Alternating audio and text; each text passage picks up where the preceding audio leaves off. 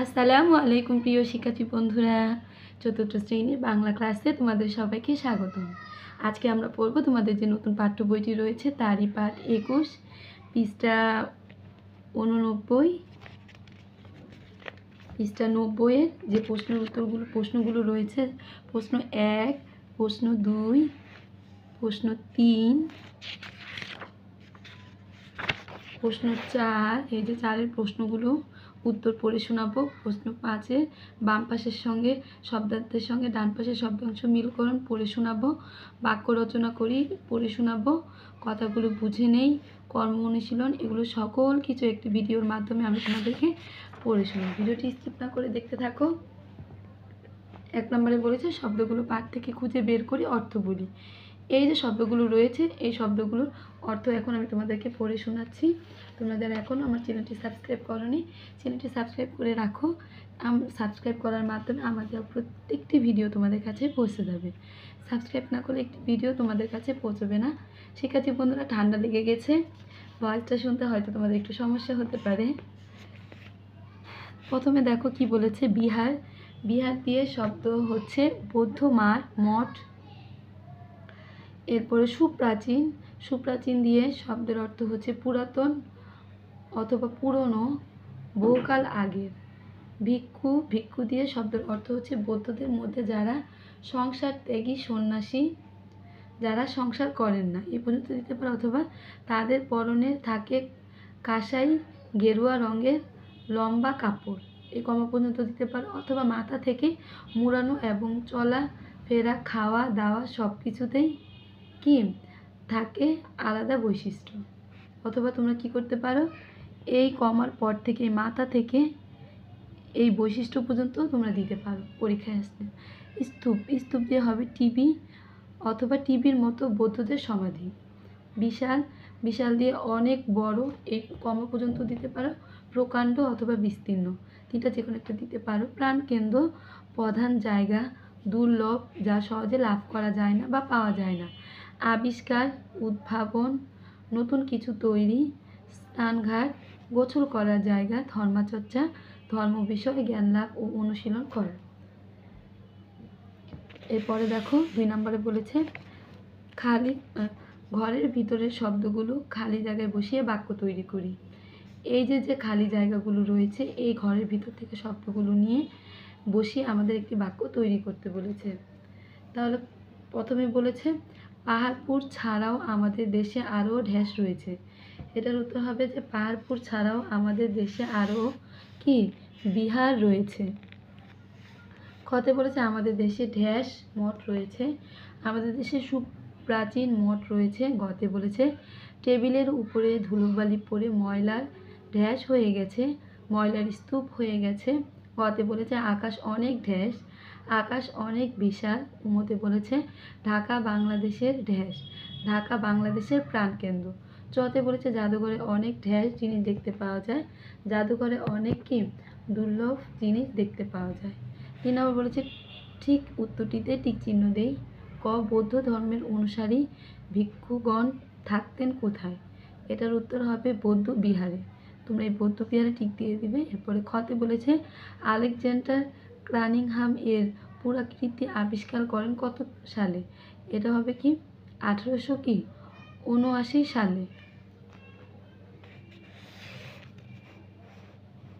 এরপরে গতে বলেছে বিহার এলাকাটি বিস্তৃত। বিহার এলাকাটি কোথায় বিস্তৃত? এটা হবে 40 একর জুড়ে বিস্তৃত। এরপর আমরা দেখো যে আমাদের বইয়ে প্রশ্ন দেওয়া আছে, আমরা এখন প্রশ্নগুলো পড়ব। 4 নম্বরে দেখো আমাদের 4টি প্রশ্ন দেওয়া আছে। ক নম্বর প্রশ্ন বলেছে পাহাড়পুর নামটা কিভাবে হলো? এটার উত্তর হবে উত্তর পাহাড়ের মতো উঁচু দেখতে বলে বিহারটির নাম হয় পাহাড়পুর। প্রাচীন এই বিহারটি একসময় ব্যবহার না হওয়ায় খালি পড়ে থাকে। যুগ যুগ ধরে উড়ে আসা ধুলোবালি ও মাটি এর চারপাশে জমে স্তূপ হয়ে যায়। মাটির স্তূপে ঢাকা পড়ায় এটিকে দেখতে পাহাড়ের মতো মনে হয়, তাই এর নাম হয় পাহাড়পুর বিহার। খতে বলেছে এখানে কত বছর আগে কারা থাকতো? উত্তর প্রায় 1400 বছর আগে পাহাড়পুর বিহারে বৌদ্ধ ভিক্ষুগণ থাকতেন। কতে বলেছে বিহারটির মাঝখানে কি কি আছে? উত্তর, বিহারটির মাঝখানে আছে বিশাল উঠান, এর মাঝে বড় এক সুন্দর মন্দিরও আছে। গতে বলেছে বৌদ্ধ বিহারটির মাটি ও দেওয়াল কোন রঙের এবং কি দিয়ে তৈরি? উত্তর, বৌদ্ধ বিহারটির মাটি ও দেওয়াল লালচে রঙের এবং এটি পুরা মাটি দিয়ে তৈরি। প্রশ্নগুলো খুব সুন্দর ভাষায় লেখা আছে, খুব সহজভাবে তোমাদের শিখতে আশা করি একটুও সমস্যা হবে না। 5 নম্বরে কি বলেছে দেখো, বাম পাশের বাক্যাংশের সাথে ডান পাশের বাক্যাংশে মিলিয়ে বাক্য পড়ি ও লিখি। পাহাড়পুর একটি প্রাচীন কি? এটার মিলকরণ হবে বৌদ্ধবিহার। তোমরা এভাবে দাগ টেনে মিলকরণ করে দিবে বৌদ্ধবিহার। ভিক্ষুগণ সেখানে কি করে? ধর্মচর্চা করতেন। এটার উত্তর হবে ভিক্ষুগণ সেখানে ধর্মচর্চা করতেন। মাটির স্তূপে ঢাকা পড়ে কি? মাটির স্তূপে ঢাকা পড়ে কি পাহাড় হয়ে যায়। মাটির স্তূপে ঢাকা পড়ে পাহাড় হয়ে যায়। পাহাড়পুরের আরেক নাম কি? পাহাড়পুরের আরেক নাম হচ্ছে সোমপুর মহাবিহার। এবার ডাক্তারি মিলকরণ করে দিবে। এরপর হচ্ছে ভিতরে সুন্দর সারি বাঁধা রয়েছে কি? 177টি ছোট ঘর। উত্তর হবে 177টি ছোট ঘর। বিহারের দক্ষিণ কোণে রয়েছে কি? বিহারের দক্ষিণ কোণে রয়েছে সন্ধ্যাবতীর ঘাট। এরপর 6 নম্বর বলেছে বাক্য রচনা করি। আমাদের এই যে কিছু শব্দ দেওয়া আছে, এই শব্দগুলো দিয়ে বাক্য রচনা করতে বলেছে। শব্দগুলো হচ্ছে ভিক্ষুক, ধর্মচর্চা, আবিষ্কার, প্রাণকেন্দ্র, স্নানঘাট। তাহলে আমরা শব্দগুলো দিয়ে বাক্য পড়ব। ভিক্ষুক দিয়ে বাক্য হচ্ছে বৌদ্ধ ভিক্ষুরা কি ধর্মচর্চা করেন। ধর্মচর্চা দিয়ে বাক্য হচ্ছে হিন্দুরা মন্দিরে ধর্মচর্চা করেন। আবিষ্কার দিয়ে বাক্য হচ্ছে বিজ্ঞানীরা নতুন জিনিস আবিষ্কার করেন। প্রাণকেন্দ্র দিয়ে বাক্য হচ্ছে মতিঝিল ঢাকার প্রাণকেন্দ্র। স্নানঘাট দিয়ে বাক্য হচ্ছে পুণ্যার্থীদের জন্য স্নানঘাট তৈরি করা হয়েছে। এরপরে দেখো 7 নম্বরে কি বলেছে, কথাগুলো বুঝে নিই। এই কথাগুলো দ্বারা কি বোঝানো হয়েছে এটা বুঝে আমাদের করতে বলেছে। দেখো, উড়ে আসা দিয়ে বোঝানো হয়েছে বাতাসের সঙ্গে যা কিছু উড়ে আসতে পারে তাকে বলে উড়ে আসা, যেমন উড়ে আসা গাছের পাতা, উড়ে আসা পাখি ইত্যাদি। এগুলো সবই কি উড়ে আসে। পাড়ি দেওয়া, এক জায়গা থেকে আরেক জায়গায় পৌঁছানো বা পার হওয়াকে কি বলা হয় পাড়ি দেওয়া। যেমন 7 সমুদ্র পাড়ি দেওয়া সবার কাজ নয়। দুর্লভ জিনিসপত্র, এটা দিয়ে বাক্য হবে যে সকল জিনিস সহজে লভ্য নয় বা পাওয়া যায় না তাকে দুর্লভ জিনিসপত্র বলে। এই কথাটি দ্বারা এটা বোঝানো হয়েছে। কর্ম অনুশীলন কতে বলেছে পাঠে যেসব স্থান ও ব্যক্তির নাম আছে সেসব নামের একটি তালিকা তৈরি করি এবং তালিকাটি পাশে বন্ধুর সাথে মিলিয়ে নিই। খতে বলেছে ময়নামতির শালবন বিহার দিয়ে 5টি বাক্য লিখি। দেখো, ক নম্বরের উত্তরটি হচ্ছে পাহাড়পুর মাঠে যেসব স্থান ও ব্যক্তির নাম আছে সেগুলো তালিকা হলো পাহাড়পুর, কুমিল্লা, ময়নামতি, শালবন বিহার, হিমালয় পর্বত, সোমপুর বিহার, রাজশাহী, নওগাঁ, বদলগাছি, জয়পুরহাট, জামালগঞ্জ, সন্ধ্যাবতীর ঘাট, সত্যপীরের ভিটা।